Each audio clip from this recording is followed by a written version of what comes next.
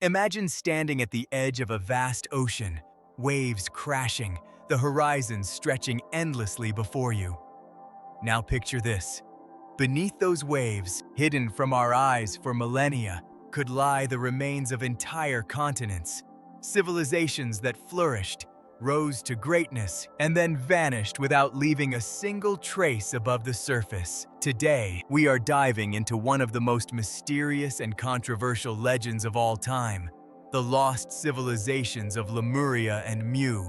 These names echo through mythology, occult writings, and speculative history like whispers from the deep.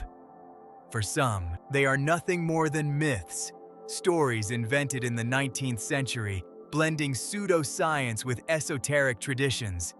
But for others, Lemuria and Mu are real. They were once sprawling civilizations, rivaling Atlantis, and their memory lingers in ancient myths scattered across the world, from Polynesia to India.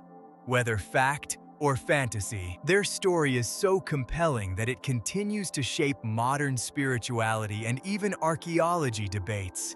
So let's unravel this together. To understand Lemuria and Mu, we first have to go back to the mid-1800s, when European scientists were puzzled by a strange mystery. Fossils of lemurs were found in both India and Madagascar, but not in Africa or the Middle East. How could these animals have traveled across oceans?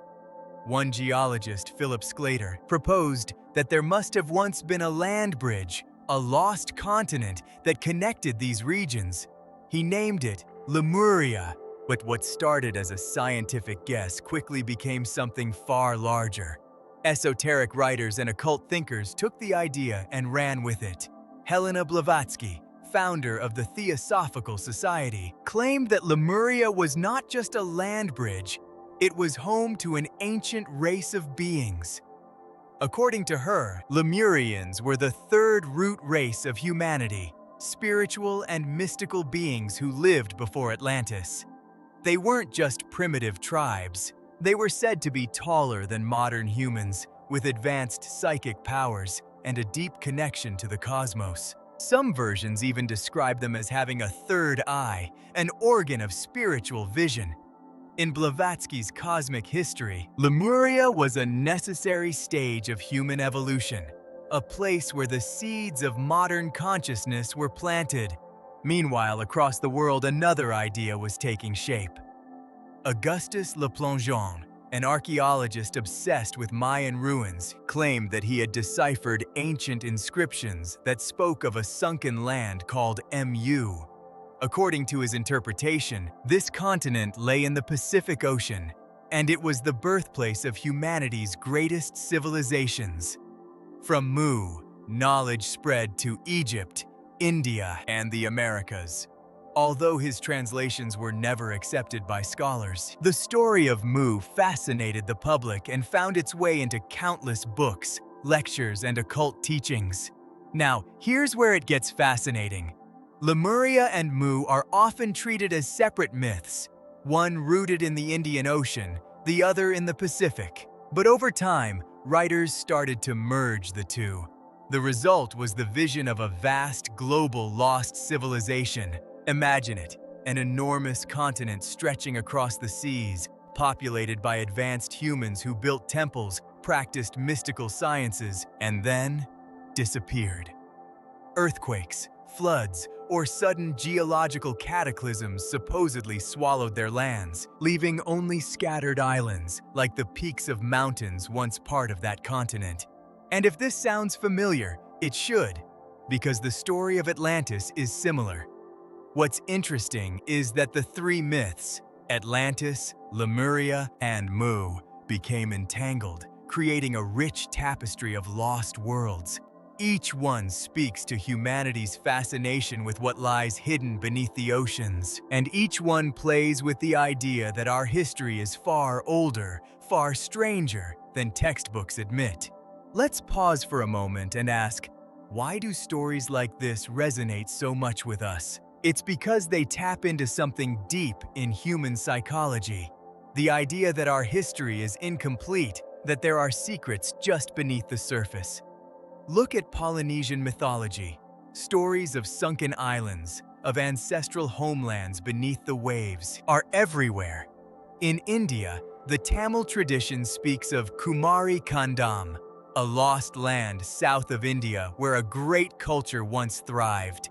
Even in Japan, legends describe the land of Ryugu-jo, a palace beneath the sea where knowledge is hidden. These myths echo the same pattern: a golden age, a catastrophe, and a longing to return to what was lost. Let's travel in our minds to the vast Pacific.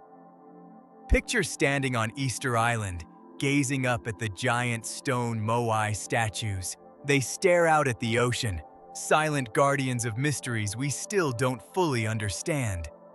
Could these enigmatic statues be echoes of a lost world? Some fringe researchers believe so, suggesting that Easter Island was once part of Mu. Whether you agree or not, the symbolism is powerful. The idea of human civilizations rising and falling like tides, leaving behind only whispers in stone. But what about evidence? Well, here's where the story gets tricky. Modern geology has proven that continents do not just sink wholesale into the ocean.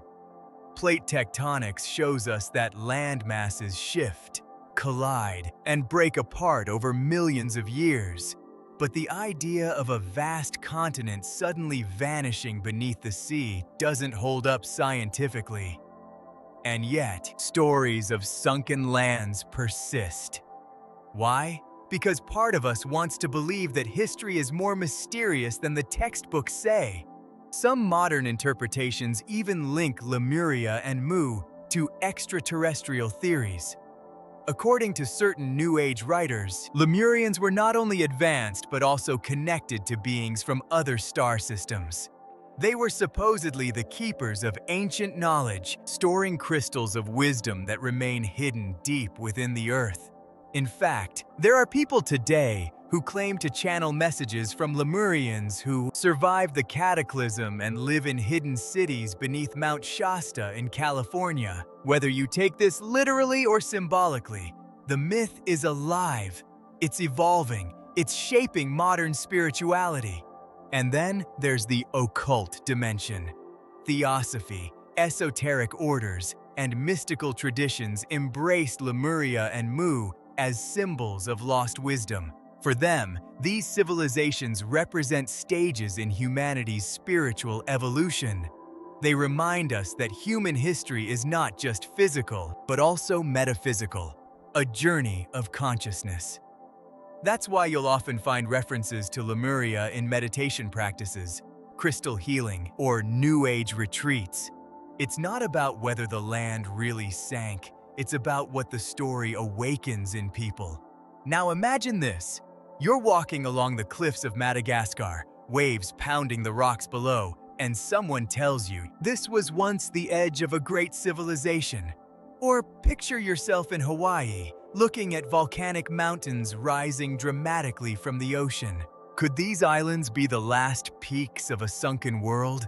Even if the science doesn't confirm it, the myth transforms the landscape. It gives us a sense of awe, of mystery, of belonging to a world with hidden layers. And perhaps that's the real power of the Lemuria and Mu myths. They remind us that history is not set in stone. Every culture, every mythology has its stories of creation, destruction, and rebirth. These myths are mirrors, reflecting our hunger for meaning, our curiosity about the unknown, and our fear of losing what we have built. Atlantis, Lemuria, Mu. They are not just lost lands. They are symbols of humanity's own fragility, but also our resilience. Even modern fiction carries their echo. From fantasy novels to video games, Lemuria and Mu appear as exotic backdrops or ancient homelands. Each retelling keeps the myth alive, reshaping it for new generations. And with each version, the central theme remains: there is more to our past than we can prove, more to our world than we can measure. That's the beauty of lost civilizations. They live on, not because we found ruins or artifacts, but because they awaken something deep inside us. The belief that there is more to our history than we know, that perhaps humanity's greatest stories are still hidden, waiting for us to. If you enjoyed this video, don't forget to hit the like button. It really helps the channel grow. Feel free to share it with a friend who loves a good mystery. And if you haven't already, please subscribe so you won't miss the next story. There's a lot more to uncover, and I'd love to have you along for the journey.